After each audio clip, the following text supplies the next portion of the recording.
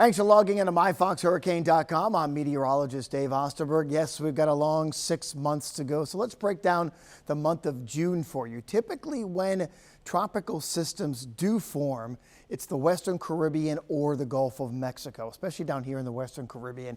Some of the warmest, deepest water that we have in the entire tropical basin. So really, and we have had over the past, 10 to 15 years, many of these little June storms just kind of spin up. But overall, if you look at the percentage of storms that form in June, it's actually very low, the second lowest of the entire hurricane season behind November.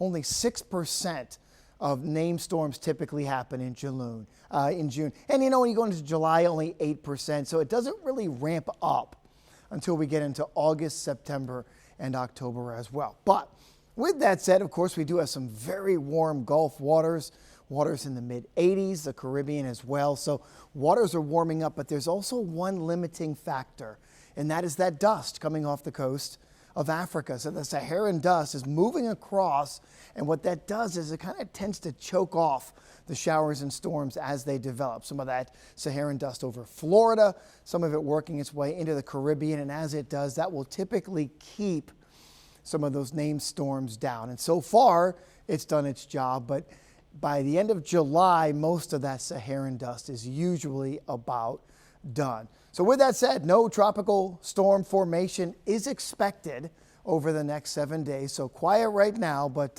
keep checking back in with us. And thanks for logging on.